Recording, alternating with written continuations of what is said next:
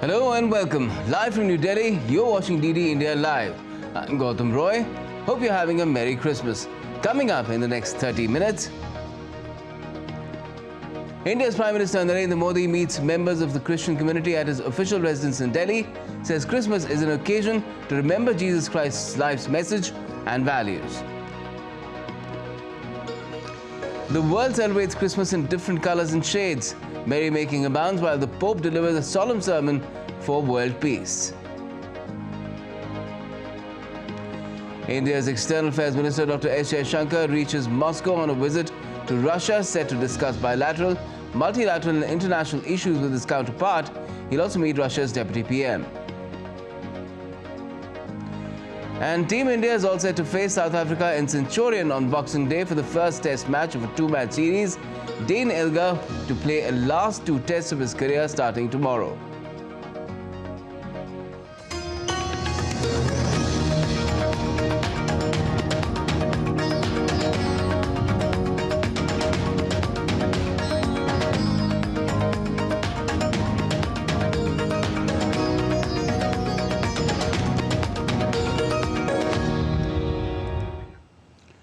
Prime Minister Narendra Modi interacted with members of the Christian community on the occasion of Christmas.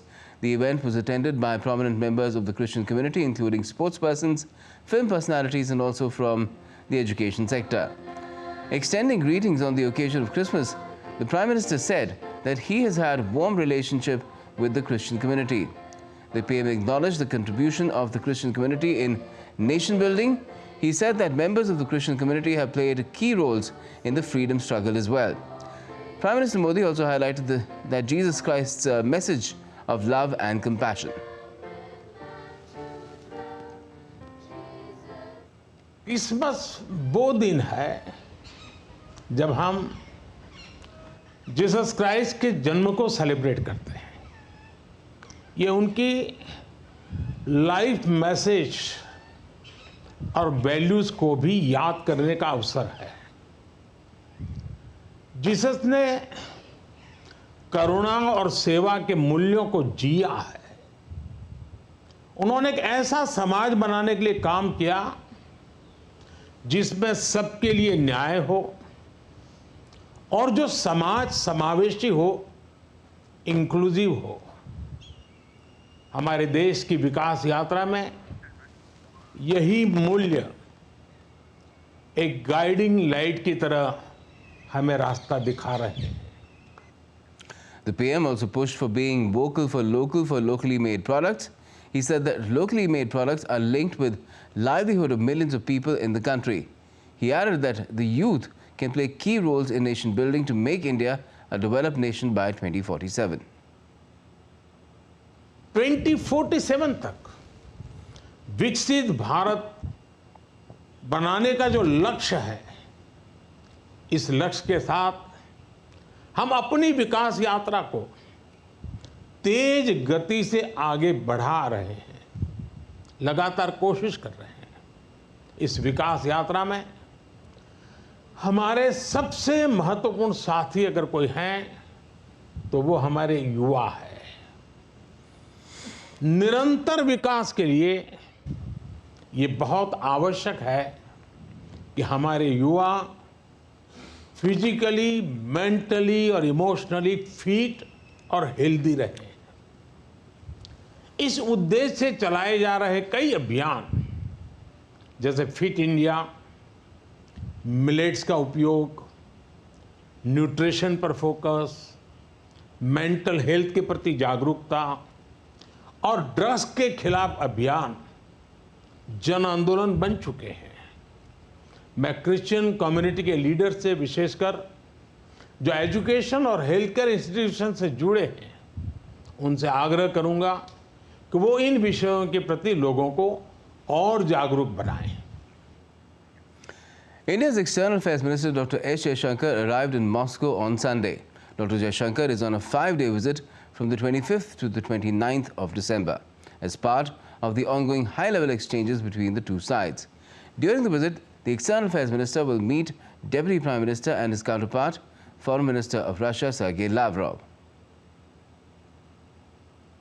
Dr. Jaishankar shared a photo on his X post, saying how it started and how it's going, implying on the time-tested India-Russia relations.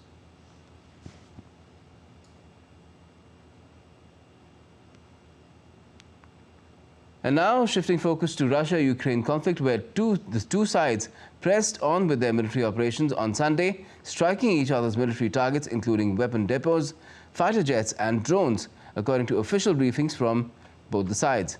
The Russian Defense Ministry reported that its forces have repelled multiple attacks by the Ukrainian army, destroying Ukraine's ammunition depots as well as weaponry, and have shot down multiple Ukrainian drones.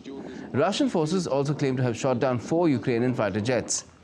Meanwhile, the Ukrainian armed forces continued their offensive operations and shot down 1 Russian Sukhoi Su-34 fighter jet, attacked Russian troops concentrations and destroyed Russian weaponry over the past 24 hours, according to that side. Meanwhile, 5 civilians have been killed in Russian attacks on southern Ukraine's Kherson region, while 1 person was killed and 6 others wounded in Russian-controlled Horlivka as a result of Kyiv's shelling. The deaths in Kherson occurred in an incessant Russian shelling of the city and the region. Kherson's regional military administration said gas and water supplies were partially cut off due to the attacks, which also hit a medical facility. In Horlivka, an area of Ukraine's Donetsk region under Russian control, Ukraine's shelling destroyed a shopping center and several other buildings.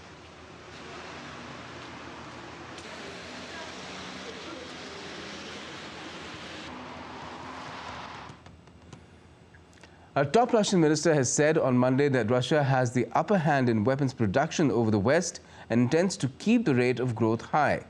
After both the West and Russia ramped up arms production for the Ukraine war, meanwhile, President Vladimir Putin and his defense minister have said that production of artillery, drones, tanks and armored vehicles is soaring.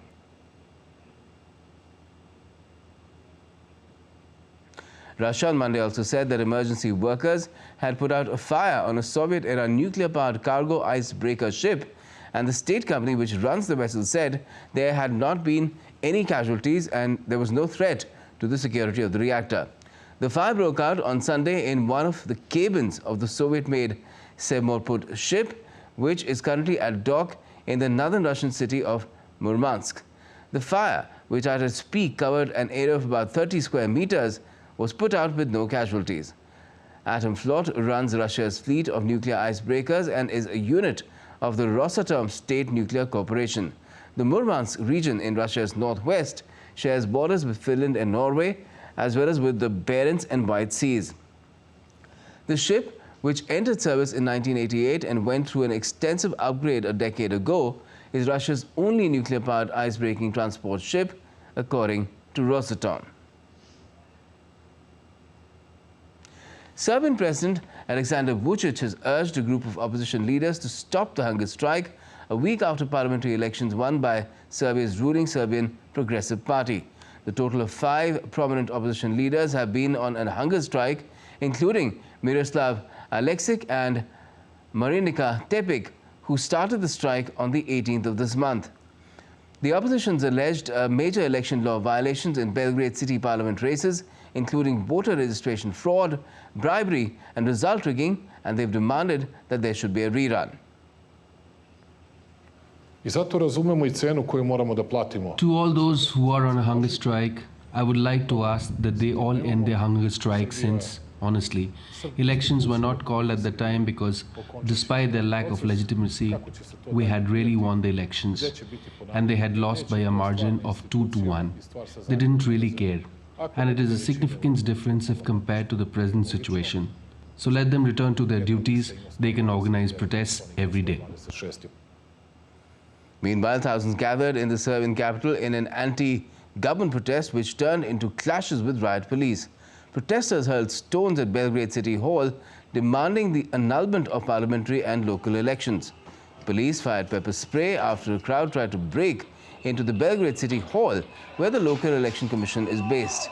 Some of the protesters climbed the building and broke windows. Earlier, International Monitoring Mission said the ruling party gained an unfair advantage in snap parliamentary elections through media bias, the improper influence of President Alexander Vucic, and voting irregularities such as vote buying.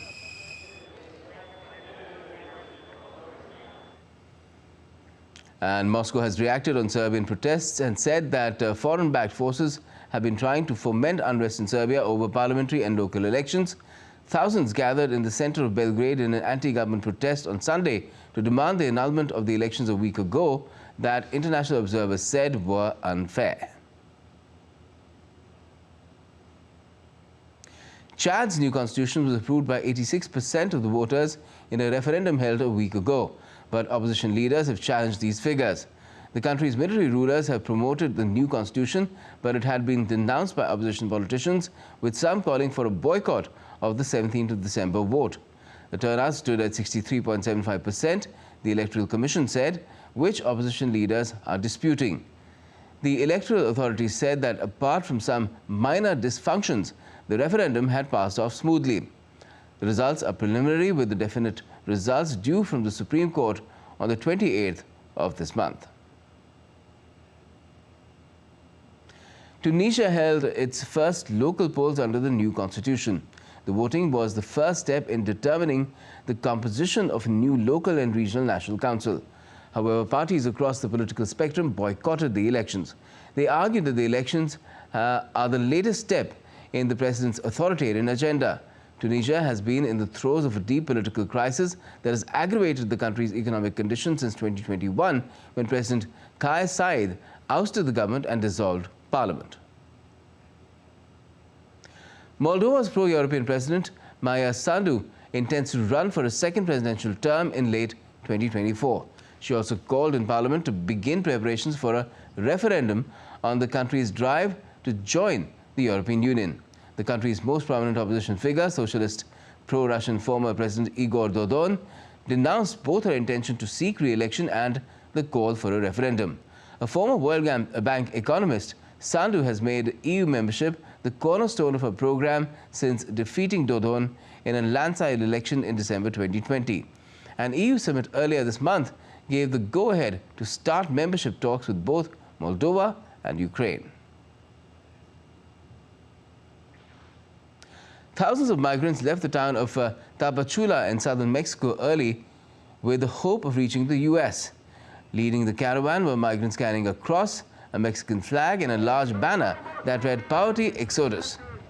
The procession came just days before Secretary of State Antony Blinken arrived in Mexico City to hammer out new agreements to control the surge of migrants seeking entry into the U.S. Migrants are heading through Mexico to the U.S. to escape violence, economic distress, and negative impacts of climate change. This month, as many as 10,000 migrants were arrested per day at the U.S. southwest border.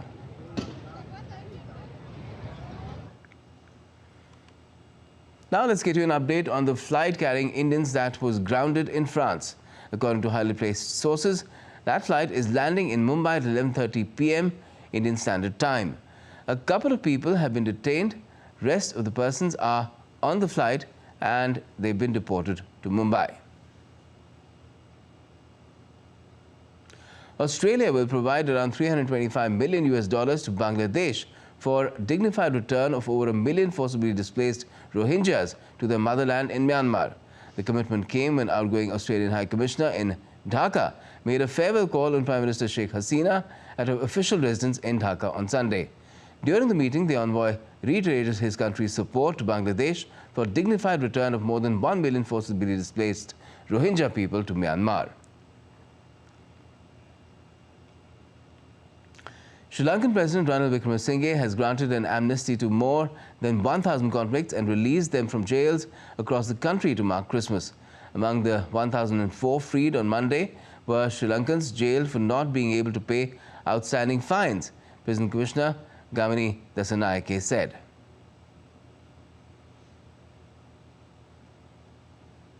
Amidst the ongoing standoff between China and the Philippines over South China Sea, China said it will not weaken its resolve to protect its territorial sovereignty and maritime rights as well as interests. Spokesperson of the Chinese Foreign Ministry, Mao Ning, however, said China was ready to work with the Philippines to properly handle maritime issues through negotiation and consultation.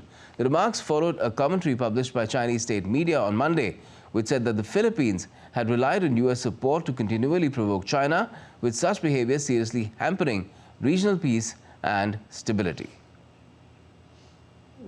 Firstly, China will not weaken its resolve to protect its territorial sovereignty and maritime rights and interests. For some time, the Philippines has been making provocations on Brunei Reef and other issues and drawing forces outside the region in those issues. China's door of dialogue remains open. We are ready to work with Philippines to properly handle maritime issues through negotiation and consultation. China's foreign ministry has also confirmed 4 Chinese workers were killed in a fire at a nickel smelter furnace owned by Indonesia Tsingshan Stainless Steel, that is ITSS, on Sulawesi Island. In total, 13 workers were killed and 46 injured on Sunday in the fire. The fire took place when workers repaired the furnace and installed plates at 5:30 a.m., killing 9 Indonesian workers and 4 Chinese workers. Christmas is being celebrated across the world with religious fervor and joy. Pope Francis kicked off global Christmas celebrations at St. Peter's Square. Leading the world's Roman Catholics into Christmas, the pontiff, celebrating the 11th Christmas of his pontificate, delivered a solemn Christmas Eve Mass calling for peace around the world. The Eve Mass saw faithful individuals worldwide express a common desire for peace. Bethlehem, the biblical city where Christians believe Jesus Christ was born more than 2,000 years ago, cancelled its annual Christmas celebrations due to the ongoing Israel-Hamas conflict.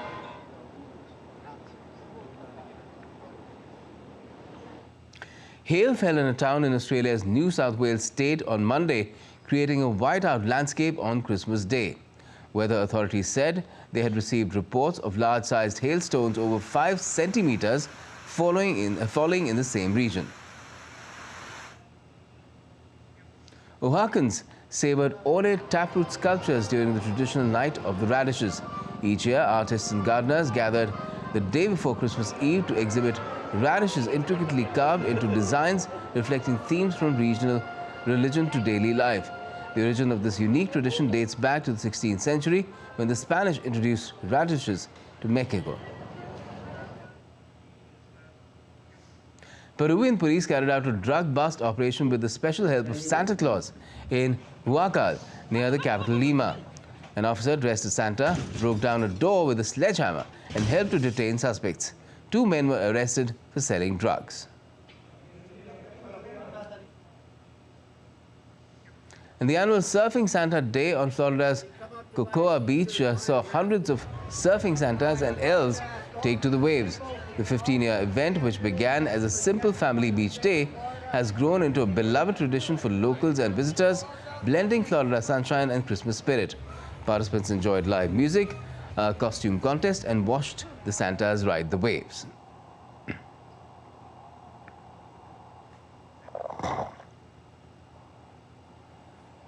And still to come on DD India Live, India's Army Chief reviews security situation in Jammu and Kashmir. India's President Draupadi Murmu, Prime Minister Modi and other leaders pay rich tributes to tall national figures Pandit Madan Mohan Malviya and Atal Bihari Vajpayee. And several cities across North India get shrouded in thick layer of fog early amid cold weather.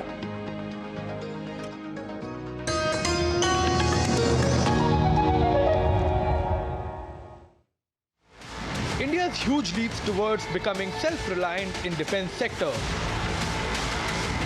Policy changes enabling increased involvement of private sector. From humanitarian assistance to rescue operations. Increased synergy among armed forces through joint military exercises. Watch Echoes 2023, India's Defenders at these times only on DD India.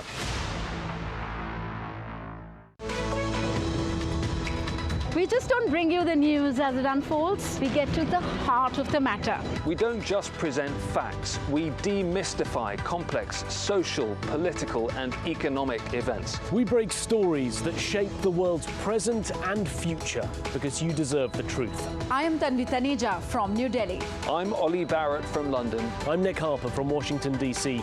Join us on DD India Global Monday to Friday at these times.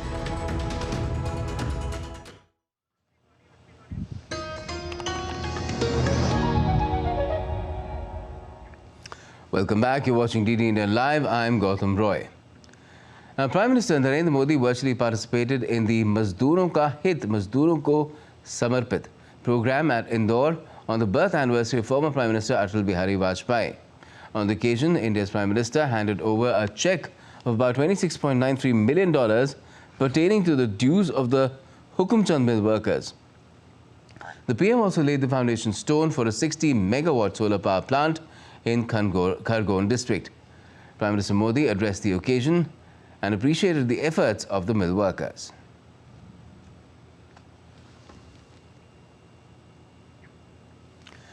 Indian Army Chief General Manoj Pandey on Monday visited Poonch and conducted a ground review of the Rajouri-Poonch sector, focusing on ongoing counter-terrorism efforts and reinforcing the security grid. The visit follows a terrorist attack on 2 army vehicles last Thursday, resulting in the sacrifice of 4 soldiers' lives. General Pandey interacted with ground commanders, urging a professional and resolute approach against challenges. India's President Draupadi Murmu led the nation in paying tributes to Atal Bihari Vajpayee. She offered floral tributes at Sadaiv Atal Memorial in Delhi. Vice President Jagdeep Dhankar, Prime Minister Narendra Modi and several other leaders also paid floral tributes. The tributes were also paid at Parliament House later. These are images from Sadaiv Atal, the spot where, and these are the images from Parliament House, where a portrait of former Prime Minister Atal Bihari Vajpayee is installed over there. And Good Governance Day is being observed on Monday to commemorate the 99th birth anniversary of former Prime Minister Bharat Ratna Atal Bihari Vajpayee. Atal Bihari Vajpayee may not be physically present among us today, but his entire life is an example.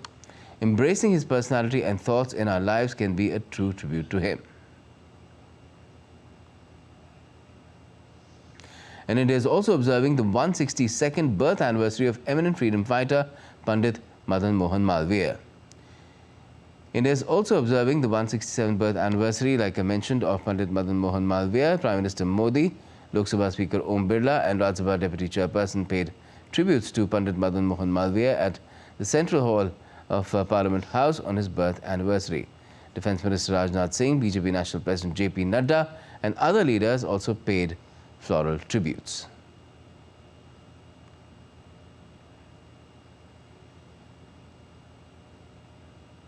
And the day also saw the Prime Minister releasing the first series of 11 volumes of collected works of Pandit Madan Mohan Malviya.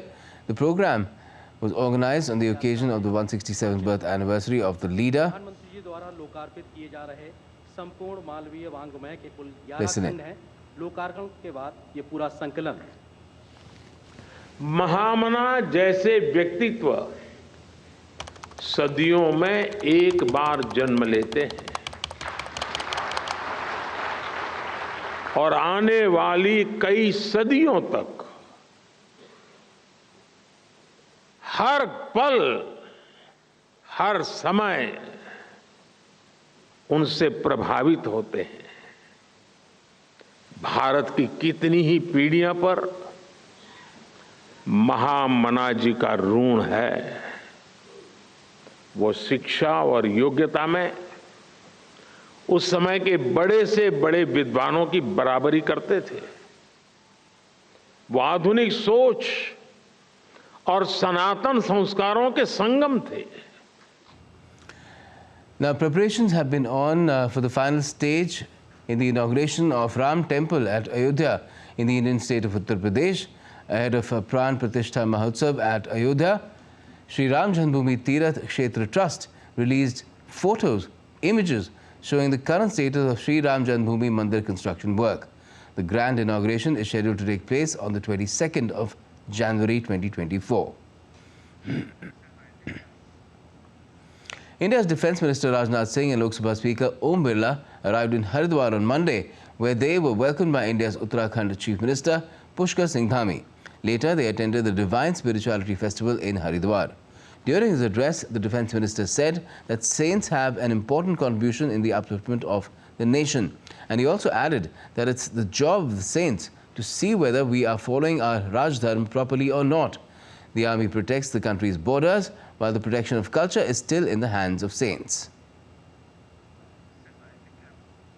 Viksit Bharat Sankalp Yatra is being undertaken across the country with the aim to attain saturation of flagship schemes of the government through ensuring that the benefits of these schemes reach all targeted beneficiaries in a time-bound manner. The chairperson of Haryana Land Reclamation and Development Corporation, Jagdish Nair, attended the Viksit Bharat Sankalp Yatra in Palwal city of the Indian state of Haryana as chief guest. He talked about Prime Minister Modi's efforts to strengthen India economically through the means of Viksit Bharat Sankalp Yatra. IEC vans also made the public aware of central government schemes and its benefits among the people. Now, a group of people who attended the Kashi Tamil Sangamam that intends to unite the culture of South India and North India reached the holy confluence of the Ganges, Yamuna and Saraswati rivers in Prayagraj. Participants attending the Kashi Tamil Samagamam were given a grand welcome. The school students of Prayagraj district also presented colorful cultural program imbibing patriotism. Several cities across northern India were shrouded in a thick layer of fog early amid cold weather on Monday. Video showed streets in Srinagar, Amritsar and capital New Delhi with heavily reduced visibility. According to India's Met Department, dense fog was likely to persist over parts of northwest and central India over the next 3 to 4 days. Let's get you some sports updates now. And Team India is all set to face South Africa in Centurion to play their first test match in 5 months.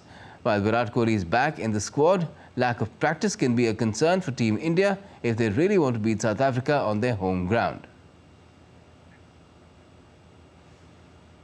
And that's all we have for this edition of DD India Live, but do let us know your thoughts on the news of the day. You can connect with us on Facebook, X and Instagram. We'll be back with more news and updates as they break here on DD India. I'm Gautam Roy, and from all of us here, once again, a very happy Christmas and thanks for watching DD India Live.